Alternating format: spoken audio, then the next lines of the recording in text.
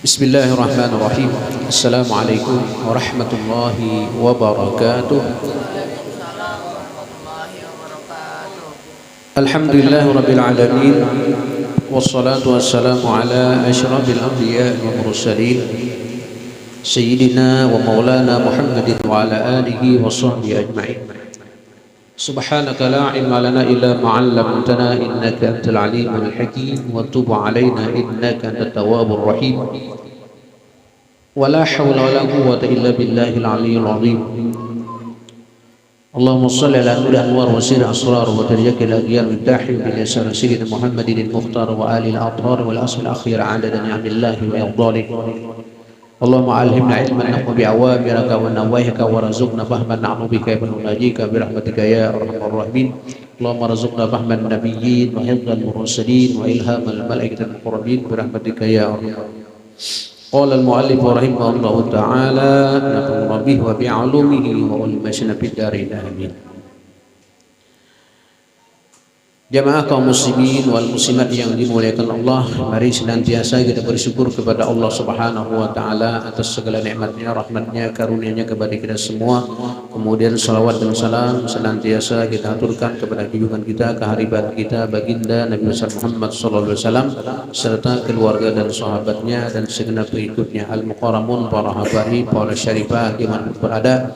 Wabil khusus Al-Habib Ayanda Habib Idrus bin Habib Abu Bakar Hashim dan juga Al-Habib Idris bin Habib Abu Bakar Hashim dan segenap para habaib yang lainnya dan juga segenap para guru, para ustaz, kaum muslimin wal muslimat yang dimuliakan Allah. Bismillahirrahmanirrahim. Alhamdulillahirabbil alamin wassalatu wassalamu ala sayyidina Muhammadin sayyidil mursalin wa ala alihi wa sahbihi ajma'in wa tabi'in lahum bi ihsan ila yaumiddin. Dengan menyebut nama Allah yang Maha Pengasih lagi Maha Penyayang, segala puji bagi Allah Subhanahu wa taala, Tuhan yang memiliki sekalian alam. Wassalatu wassalamu ala sayyidil mursalin, wassalatu wassalamu ala sayyidina Muhammadin sayyidil mursalin. Kemudian salawat dan salam atas penghulu kita yaitu pemimpin para rasul Nabi Muhammad SAW wa ala alihi dan atas keluarganya wa sahbihi dan sahabatnya ajma'in keseluruhannya. Salawat dan salam atas keluarga dan sahabatnya wa tabi'in lahum bi ihsan ila yaumil dan pengikutnya bi ihsan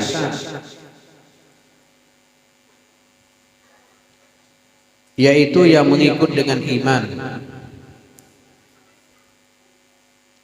ila yaumiddin yaitu sampai hari kiamat. Amma ba'du. Adapun setelah itu bahada mukhtasarun fi usuluddin, bermula ini satu kitab ringkasan tentang ilmu usuluddin, ilmu tauhid, wa jumlatun min furu'ihi dan sebagian jumlah daripada hukum furu'iyah yaitu hukum yang berkaitan dengan ibadah atau disebut dengan fikih. Nah, jadi kitab ini ada mengandung dua ilmu, yaitu ada ilmu usuluddin, ada juga ilmu furu' atau ilmu fikih. Tentunya secara ringkas. Ala madhabil Imam Syafi'i radhiyallahu anhu. Ala madhabil Imam Syafi'i radhiyallahu anhu, yaitu atas mazhab Imam Syafi'i, semoga Allah meridainya. Jadi Imam Syafi'i itu salah satu daripada mazhab yang empat. Jadi Imam Syafi'i, Maliki, Hambali, empat mazhab itu yang mana mereka ini, para imam ini itu ahli di bidang ijtihad mutlak. Arti ijtihad mutlak itu mereka langsung mengambil dasar hukum berdasarkan Al-Quran dan hadis. Jadi ijtihad mutlak ini tidak semua orang bisa.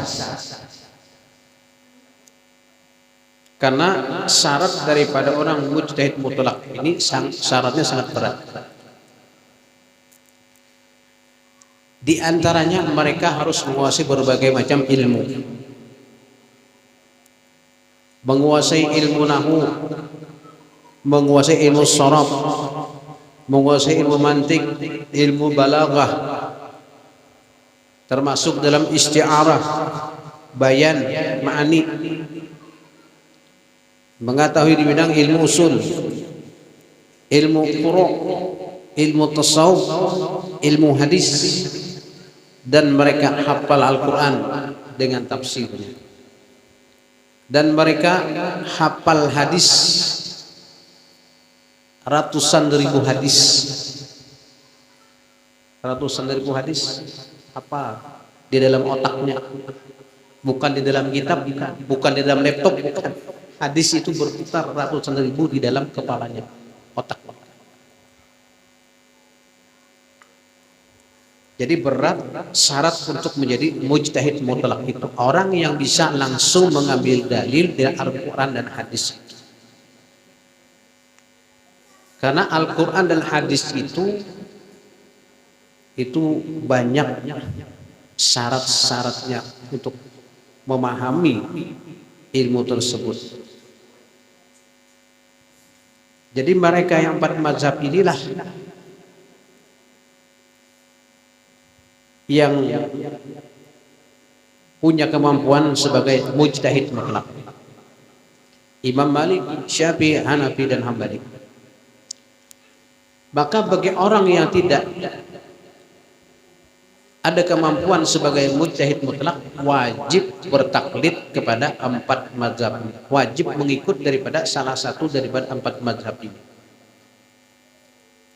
Nabi menyatakan ittabi'ul ulama fa innahum kal anjumi bil ihtidal.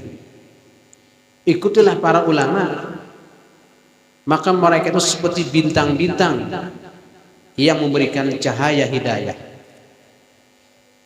Di antara mereka ini adalah yang 4 mazhab ini. Jadi kalau kita tidak ahli di bidang mujtahid mutlak, wajib mengikut salah satu daripada 4 mazhab ini. Jangan gampang kita mengatakan, oh katanya saya ambil dalil Al-Quran, hadis segala macam, tapi tidak melewati ilmunya para ulama. Ini akhirnya bisa salah pemahaman, salah pengertian, bisa jadi salah kaprah. Karena tidak didasari ilmunya para ulama. Para ulama inilah yang paham hadis, mereka yang paham Al-Quran. Kita tinggal ngikut aja. Jadi jangan coba-coba kita mau menjadi mujtahid mutlak, langsung Quran hadis saja. Al-Quran kada mengerti, nahwu sharafnya kada mengerti, apalagi balaghahnya, apalagi asbabun nuzul segala macam, apalagi mantik segala macam. Itu Al-Quran itu suatu yang luar biasa. Jadi tidak bisa kita hanya mengambil baca Al-Quran, artikan sendiri, tidak mulai ilmu para ulama, tidak mulai dari ilmu daripada tafsir-tafsir yang disusun oleh para ulama, bisa salah kaprah. Sebagai contoh misalnya ada ayat dalam Al-Quran, wa'bud rabbaka hatta ya'tiyakal yakin. Sembahlah ulama akan Tuhan engkau itu, sembahlah ulama akan Tuhan kamu.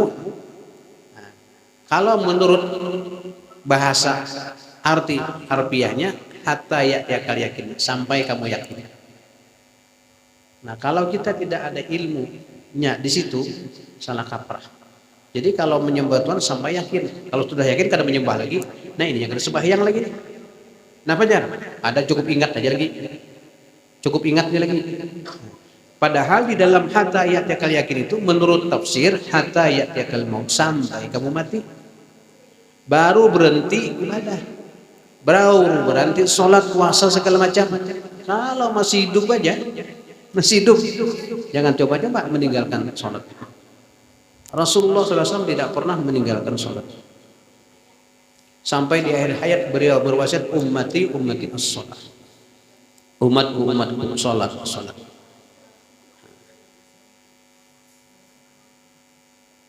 Sama halnya orang memahami hadis, kalau tidak dengan didasari ilmunya para ulama, bisa juga salah kaprah. Mereka mengatakan sholat itu diwajibkan sehari semalam 5 waktu. Jadi kalau sudah mengerjakan 5 waktu ya sudah lepas. Ini kan pemahaman yang jauh sekali menyimpangnya ini. Memangnya kita hidup sehari semalam aja. Jadi pernah kita ketemu dengan orang yang pemahaman semacam ini. Jadi begitu ulun ke tempat beliau itu, pas kebetulan mau masuk untuk sholat. Jadi ujar ulun bisakah numpang sholat di rumah ini? Oh, kata beliau bisa. Disiapkan sejadah segala macam. Lalu kata beliau, kamu nak masih sholat? Ujar ulun masih sholat. Oh, katanya, kalau kami nak kada sholat lagi, kamu sudah sampai. Nah, sudah sampai ada itu. Kita sering ketemu itu sudah sampai. Sampai ke mana? Ya tahu kita. Sampai itu kan banyak ya, kalau sampai ke neraka jadi juga. Kalau sampai ke surga, ya tahu bang, wallahu a'lam. Nah itu. Jadi pemahaman semacam itu karena tidak didasari dengan ilmu. Tidak didasari dengan ilmu. Dan ulama itu al-ulama warasatul anbiya. Para ulama itu mereka pewaris para nabi. Jadi bagi kita yang tidak mempunyai kemampuan untuk berijtihad mutlak, wajib kita mengikuti salah satu daripada 4 mazhab itu. Dan semuanya itu adalah mazhab Ahlussunnah wal Jamaah. Jadi dalam fikih ada 4 mazhab. Imam Maliki, Syafi'i, Hanafi, Hambali. Dalam tauhid pun juga ada 4 mazhab. Imam Abu Hasan Al-Asy'ari, Imam Abu Mansur Al-Maturidi, Imam Fakhrazi, Imam Sanusi. Itu semuanya Ahlussunnah wal Jamaah. Jadi dalam segi akidah, dalam segi ilmu usul, itu kita bertaklid kepada salah satu daripada 4 itu. Karena mereka itulah yang menguasai di bidang ijtihad ilmu tersebut. Sama halnya dalam ilmu tasawuf. Mazhab Imam Al-Ghazali, mazhab Imam Sunan Al-Baghdadi dan sebagainya. Nah, jadi kita ngikut aja, tidak capek-capek kita. Jangan kita coba ambil ini, tapi tidak kita mengartikan dengan otak kita sendiri. Itu ada dalam sebuah hadis Rasulullah, man tarjamal Quran bira'ih wal yatawa maq'adu minan nar. Man tarjamal Quran bira'ih, siapa yang menterjemahkan Al-Quran dengan pendapatnya sendiri, maksudnya tidak sesuai dengan kaidah ilmu tafsir, sekehendaknya mengartikan Al-Quran sekehendaknya, wal yatabawa maq'adu minan nar, silahkan dia masuk ke dalam neraka. Nah ini kan jadi penting sekali ilmu. Jadi kita kelas-kelas kita ini yang ikut para ulama yang memang ilmu mereka luar biasa. Bayangkan Imam Syafi'i umur 7 tahun sudah hafal Al-Quran. Umur 7 tahun sudah hafal Al-Quran. Kita umur 7 tahun tahu apa kita? Umur 10 tahun sudah hafal kitab Muwatta yang dikarang Imam Malik. Kitab Muwatta itu isinya 10.000 hadis. Lengkap dengan perawinya. Beliau umur 10 tahun sudah hafal kitab Muwatta itu. Luar biasa. Jadi kitab Muwatta Imam Malik itu salah satu kitab yang diberikan Allah kemuliaan. Jadi walaupun sesuatu benda mati, benda yang tidak ada rohnya, kalau Allah masih kasih mulia dia. Contoh seperti Hajar Aswad itu kan batu. Tapi kan Allah kasih mulia dia. Semua orang ingin mencium Hajar Aswad itu. Nah, kitab Muwatta yang dikarang oleh Imam Malik, kalau syarahnya Tanwirul Hawalik, itu salah satu daripada faedah itu kitab yang Allah berikan. Di antaranya kalau orang ingin melahirkan, dia dipegang. insya Allah Allah kasih mudah melahirkan. Bahkan orang melahirkan sampai apa ketinggal apa tambuni ori kan. Nah itu pun Allah kasih apa keluar. Itu salah satu daripada faedah kitab itu. Jadi kalau pian ada orang haji, orang umrah, kalau ada duit titiplah. Paling tidak kita ambil berkah lah. Siapa tahu dari anak cucu kita ada yang bisa baca nanti. Beli aja, tidak rugi kita beli kitab itu. Harganya tidak mahal. Kalau di Mekah ya sekitar 25 rial harganya. Ada lagi kitab yang Allah kasih kemuliaan karamat, kitab Hilyatul Auliya namanya. Kitab Hilyatul Auliya. Insya Allah apabila ada kitab di rumah itu, apabila ada kitab di satu rumah itu, kitab Hilyatul Auliya namanya. Insya Allah ada salah satu daripada penghuni rumah Allah jadikan wali. Entah anaknya, cucunya, buyutnya, siapakah ada nanti Allah angkat dia jadi wali. Itu salah satu kitab yang luar biasa. Kalau di sini harganya ya mungkin sekitar 1,5 juta. 11 jilid ke berapa gitu. Nah, jadi kalau ada duit kita salahnya biar menukar kitab tuh. Siapa tahu nanti ada anak kah, cucu kah, menantu kah yang bisa membaca nanti. Dapat juga kita pahalanya.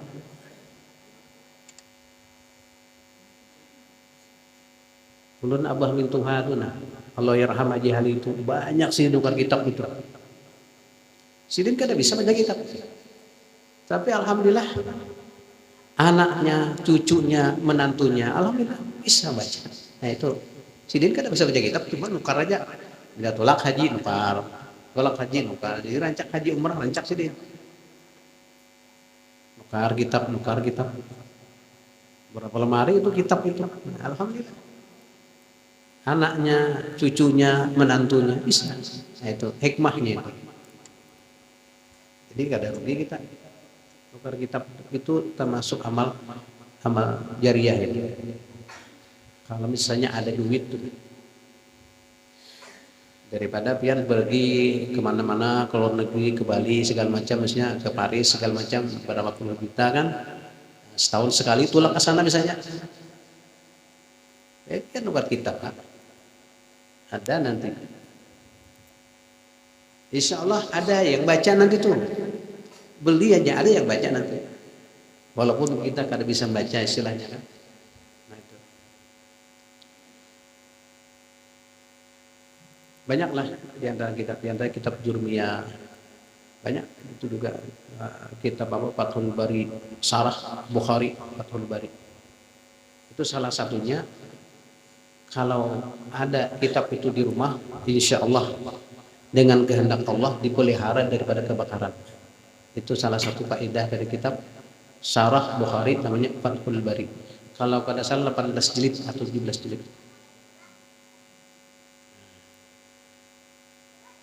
Alhamdulillah. Jadi madzhab Imam Syafi'i. Imam Syafi'i nama beliau adalah Muhammad bin Idris bin Abbas bin Utsman bin Syafi' bin Sa'ib bin Ubaid bin Abdul Yazid bin Hashim bin Abdul Muttalib bin Abdi Manaf. Abdi Manaf adalah kakek Nabi SAW, kakinya yang ke-9 daripada Imam Asy-Syafi'i.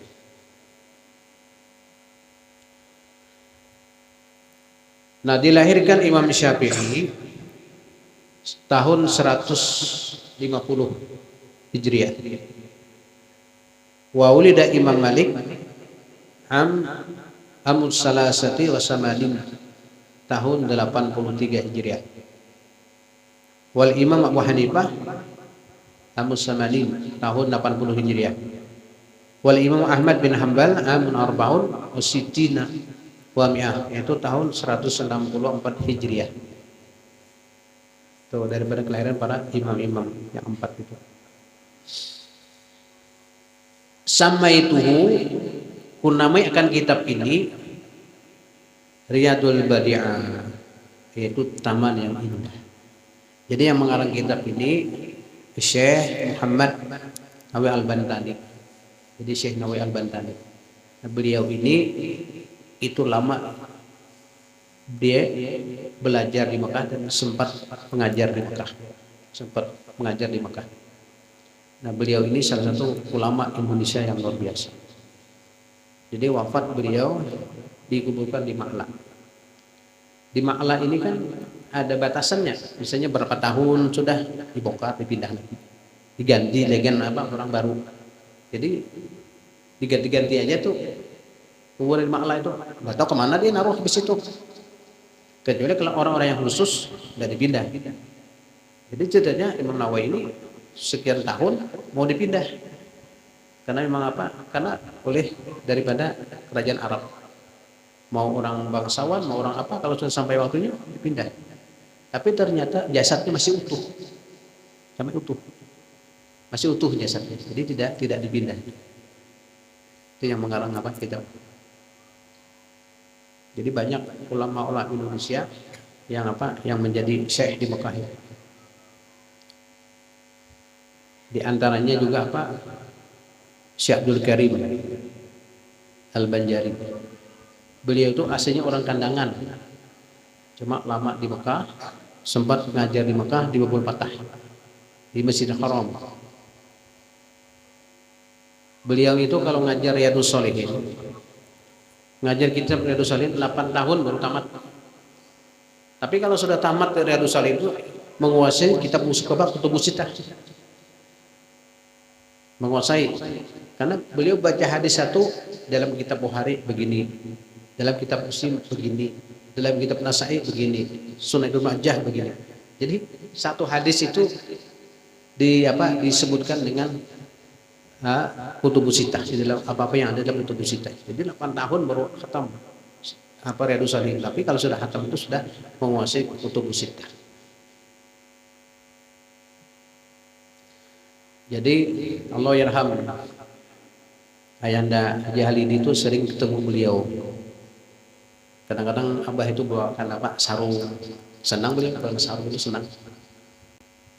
Nah, jadi salah satu pesan beliau, pesan Syekh Abdul Karim ini yang disampaikan kepada Ayanda Haji Halidi dan beliau sampaikan kepada kami. Salah satu pesan Syekh Abdul Karim ini berkaitan dengan masalah haji. Jadi kata beliau masalah haji itu yang pertama sekali kita niat hendak berangkat haji. Jangan kata beliau memandang keadaan kita sekarang. Kalau memandang keadaan kita sekarang ibaratnya jangankan mau berangkat haji, ibaratnya nih agan makan aja susah. Apalagi serba naik harga ya kalau serba naik harga ya. Kalau dihitung-hitung nih, jangankan naik haji atau umrah, hendak akan makan aja kali. Kata beliau jangan demikian. Kalau kita demikian, sama halnya menganggap Allah itu tidak kuasa. Sama kita menganggap Allah tidak kuasa. Ini ada harapan aku naik haji. Tidak ada harapan aku umrah. Cari habis sehari aja. Ada harapan, itu jangan. Kata beliau jangan. Sama halnya kita menganggap Allah itu tidak kuasa. Karena Allah Maha Kuasa, gampang aja kalau menghendaki. Yang anum-anum tak kawin dengan orang sugih. Ya kalau naikkan orang haji, ada aja ya kalau. Ya anum-anum yang Tuhan ini kada lagi bang. Ya Allah, bisa aja. Atau misalnya ada program pemerintah kah? Jadi pembimbing kah atau apakah? Atau diambil daripada tokoh masyarakat kah atau apakah? Nah, dia pemerintah jatah satu kampung 2 orang berangkat haji atau umrah. Bisa jadi. Nah, jadi jangan memandang keadaan kita sekarang. Sama halnya kata beliau menganggap Allah tidak kuasa. Jadi niat aja untuk melaksanakan haji dan umrah. Andaikan kata beliau, andaikan kita meninggal dunia tidak sempat haji atau umrah, tapi sudah ada niat haji dan umrah, maka kata beliau malaikat membawa roh kita ke sana untuk melaksanakan haji dan umrah diarak oleh malaikat roh kita karena ada niat tadi. Nah itu salah satu daripada Pak kalam atau perkataan daripada Syekh Abdul Karim Al-Banjari. Jadi berniat aja pian, ulun kan berniat ya mudah-mudahan ada rezeki, ada umrah kah, apakah haji kan, berniat aja. Andaikan kita kada sempat ke sana habis umur, roh kita insya Allah dibawa oleh malaikat untuk dihajikan dan diumrahkan oleh malaikat, dibawa ke sana. Itu salah satu daripada kalam Syekh Abdul Karim Al-Banjari. Luar biasa. Ada kisah bahari orang air putih juga, orang air putih. Ibu-ibu Sidir itu hari-hari berjualan kangkung pasar, bertanam kangkung kan. Di Sidir aku nih, aku naik haji. Pokoknya bilanya aku bisa naik haji, itu Hajar Aswad kutunggang ya di sini. Hendak menunggu Hajar Aswad. Orang air putih. Rupanya tanah Sidir laku, yang ditanami kangkung itu nggak laku. Itu kari orang. Banyak dapat duit, naik haji Sidir. Dasar bujur jar. Begitu Sidir tawaf nih. Rupanya karena kebanyakan orang itu kalau apakah tak aja akhirnya tak naik Sidir, tak duduk di Hajar Aswad. Dasar bujur tak duduk di Hajar Aswad. Ada mencium lagi tak duduk di sana. Niatnya mah hendak menduduki Allah, hendak menunggang deh, tak tunggang Hajar Aswad. Nah itulah kekuasaan Allah Subhanahu wa taala. Jadi kita harus punya keyakinan bahwasanya Allah itu maha kuasa. Sesuatu yang tidak terlintas di akal kita, kalau Allah menghendaki jadi. Jadi kita harus punya keyakinan Allah itu maha kaya, Allah itu maha kuasa. Apapun permintaan kita kepada Allah, Allah tidak akan menolak. Apapun permintaan kita kepada Allah, Allah selalu mampu untuk memberikannya. Cuma yang jadi permasalahan bagi kita, apakah Allah itu mengasih sekarang atau nanti? Kalau kita itu maunya sekarang, iya kan? Ibarat kita berdoa anak sugih nih. Allahumma ya gina ya hamir ya budi ya mu'id ya ram ya budi ya paling ini bihalalika anak sugih nih, doa sugih. Tapi kalau memang kita berdoa itu ya dibujurakan jangan salah sambat. Tak salah sambat ya. Kisah orang bahari malam Lailatul Qadar berdoa hendak sugih, tersambat hendak upih. Upih ya dapat kalau upih pian. Pelapa apa pindang upih namanya. Hendak sugih ya. Rupanya ka kecepatan hendak upih. Kayak apa? Dia malaikat ini. Nah itu. Nah jadi ada kalanya Allah kasih kita sekarang. Apa yang kita minta diberikan sekarang. Ada kalanya memang apa yang kita minta itu Allah tunda dulu. Ada kalanya apa yang kita minta Allah kasihkan di akhirat. Tapi yang jelas kalau kita minta pasti Allah memberi. Karena Allah sudah menjelaskan ud'uni astajib lakum. Mintalah kepadaku, berdoalah kepadaku, akan aku perkenankan. Allah tidak mungkin menyalahi janji itu. Apa aja kita minta pasti Allah kabulkan. Itu kita harus punya keyakinan. Karena syarat doa itu, syarat agar doa kita dikabulkan Allah Ta'ala ada beberapa syarat. Yang pertama, ketika kita berdoa pastikan kita yakin doa itu dikabulkan Allah Ta'ala.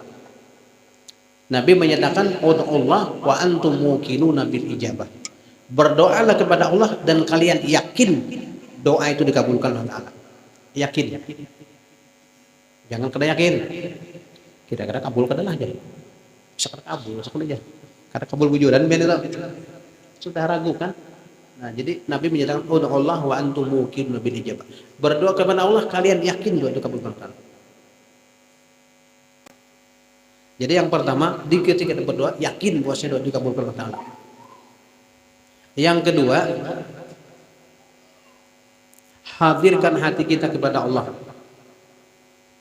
Jadi ketika kita berdoa, jangan hati kita kemana-mana, fokus kepada Allah Subhanahu Wa Taala. Nabi menyatakan, Innallaha la yataqabbalu du'a 'abdin ghafilillahi. Allah tidak akan terima doa seorang hamba yang ketika dia berdoa hatinya lupa dan lalai. Berdoa tapi hati kemana-mana, kayak orang meigau. Orang meigau, tahu meigau ya? Pak minta duit Pak, minta sedekahnya Pak, tapi sambil guring. Mana mau kita beri ya? Nah begitulah hal kita berdoa, kita harus hati kita hadir, ingat kepada Allah SWT. Yang ketiga, jangan berhenti berdoa. Kalau bang sudah seminggu berdoa nih, berdoa hendak kawin, hendak dapat bini, seminggu berdoa terkabul lagi, tambahi lagi, sampai dapat. Karena ketika kita berdoa itu kata Allah, wahai malaikatku,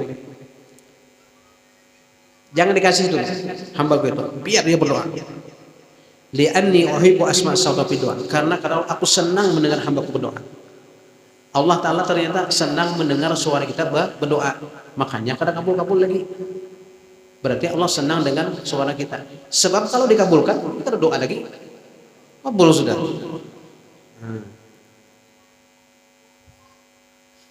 Jadi apapun kebutuhan kita, apapun hajat kita minta kepada Allah. Minta kepada Allah serius, dengan yakin hati, hadir hati, dan jangan berhenti dalam berdoa. Itu cara supaya doa itu dikabulkan Allah Ta'ala. Jangan seminggu kita berdoa sudah kada lagi berdoa, jangan, pokoknya sampai dapat tuh.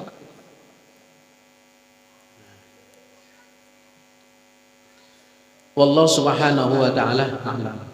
Ini mukadimahnya nyari. Jadi kitab ini nanti insya Allah kita berkelanjutan membaca, walaupun hanya sedikit demi sedikit.